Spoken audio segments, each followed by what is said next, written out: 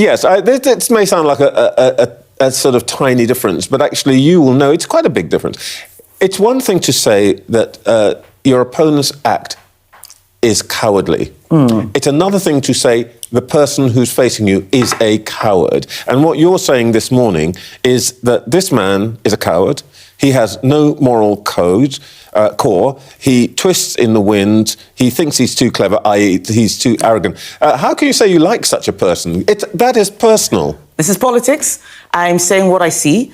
I don't have many interactions with him outside PMQs. I will say what I see. My job is to be the leader of the opposition, to hold the government to account. I speak for all of those people out there in the country who are feeling the pain of Labour's decisions, and they've been getting things consistently wrong. This week, I was on 2 farms listening to farmers talking about how their lives are being destroyed. We're talking about chlorinated chicken. The biggest thing that's going to destroy farming in this country is the family farms tax. Labour has done that, been unapologetic. It's not my job to like the Prime Minister. It's my job to speak for all those people out there who want their voices heard. OK, well, all those people out there are going to have their voices heard on Thursday. And last time we spoke, you accepted that you were in for a spanking. Is that still your expectation? I did not use that term, Trevor. Those are your words, not mine. I said it's going to be extremely challenging. But we have to remember, next week's elections are not an opinion poll. They are about who's going to be running adult social care, who's going to be fixing roads, looking after children with special educational needs. And across the board, Conservative councils deliver better services for lower taxes. You only need to look at Birmingham and see what's happening there, rubbish piled up in the streets, rats running around. That's what you get when you treat politics as an opinion poll.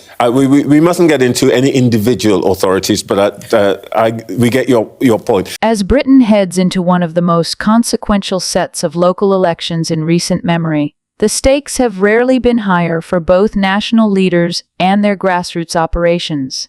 Amidst intensifying political maneuvering, Business and Trade Secretary Kemi Badenoch has once again reignited the war of words with Labour leader Sir Keir Starmer, accusing him of cowardice just hours after a tense exchange at Prime Minister's questions. In an interview with Trevor Phillip, Badenoch did not mince her words.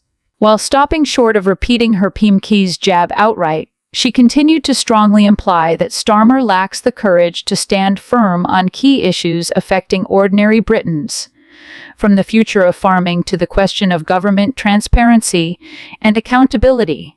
The British people deserve leaders who are willing to stand by their convictions, not those who shy away when decisions get tough, she said pointedly.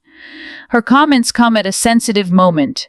The upcoming elections are expected to serve as a referendum on local services, public trust, and the overall competence of party governance at the ground level.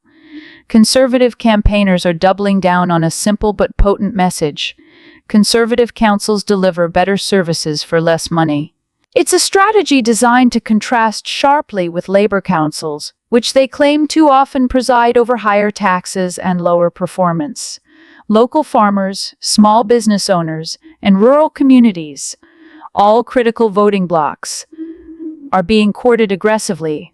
After years of feeling increasingly sidelined by national debates dominated by urban concerns, many see this election as an opportunity to demand accountability.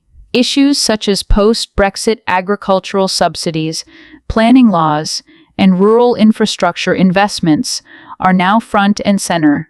Meanwhile, Starmer's Labour Party faces a growing test of its own. Despite polling that suggests national gains are possible, there remains lingering skepticism in many traditional Labour strongholds.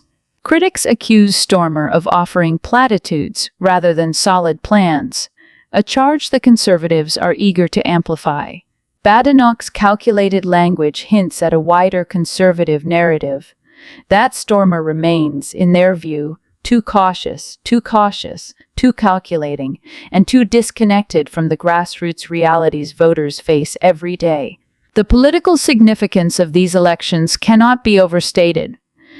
Beyond the immediate control of councils, the results will send a powerful signal about the national mood heading into the next general election.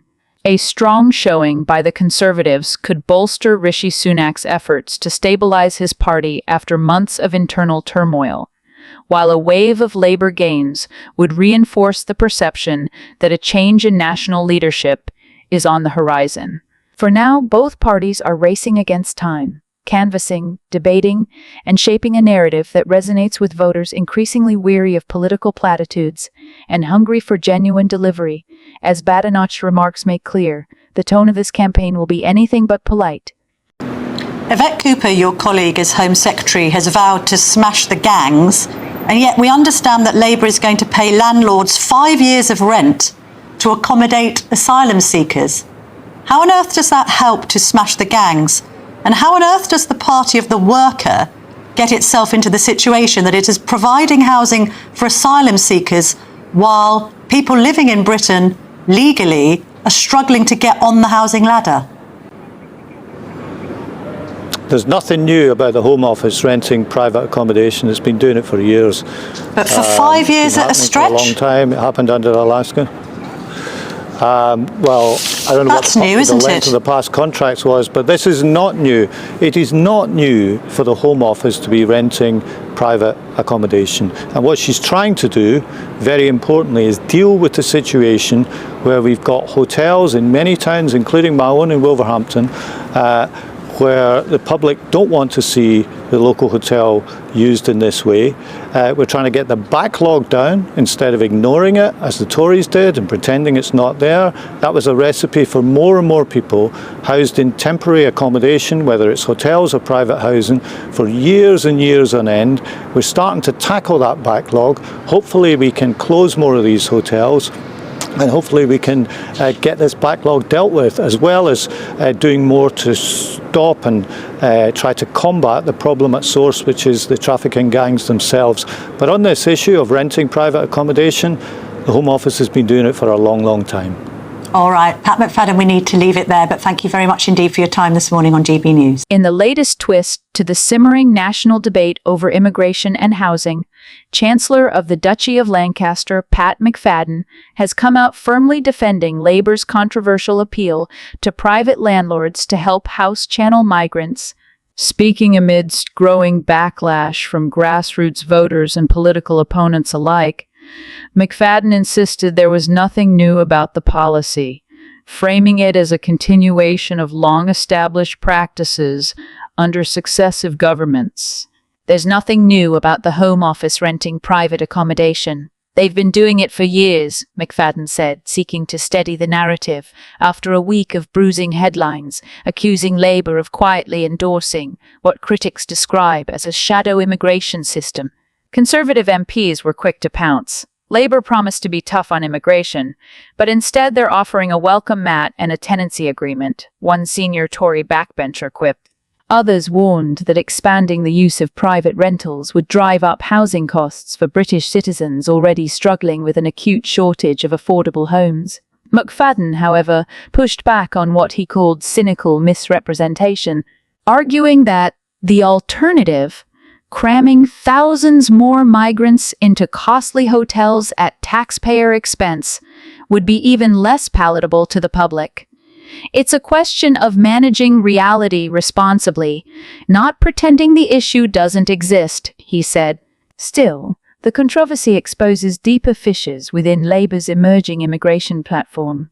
With Sir Keir Starmer striving to position Labour as a credible government in waiting ahead of the general election, any perception of weakness or contradiction on border control risks alienating crucial swing voters, particularly in the so-called red wall constituencies Labour is desperate to reclaim.